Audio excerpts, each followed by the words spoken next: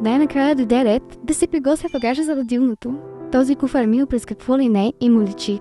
Комбинирал съм списъка от болницата, плюс съвети от майки, които вече са раждали, и мои предпочитания. И съм се направила списък в моя дневник на бременността, като съм ги разделила на ръчен багаж и багаж за куфара. Започвам с чантата ми за ръчния багаж, т.е.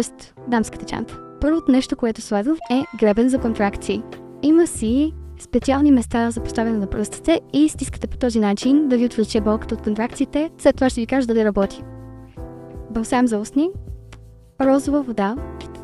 В нея ще си сложа под моето стечната карта и преди тръгването не трябва да забравя да си прибера вътре зарядното. Друго, което съм определила за ръчната чанта е ето тази лампа за кърменето нощен, защото не искам да пускам големата лампа, която е ужасна. А тази лампичка си има различни степени на светлина, с различни цветове и има и бял шум.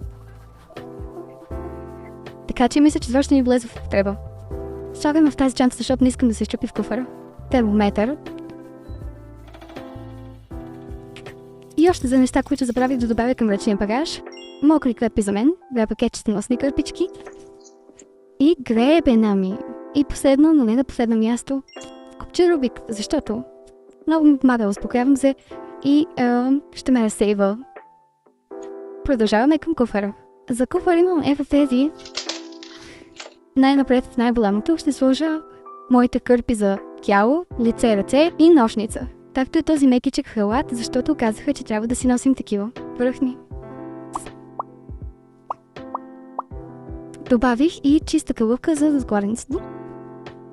В това плече ще си сложа тоалетните принадлежности, четка и паста за зъби, сапонерка с любимия ми сапун Мед Юхимбе, защото сапуна много се разтича, ако не е в сапонерка. Този е за тяло, а този за лице, домашно направен от мен лосьон за тяло, стик против изпотяване и ластици за коса.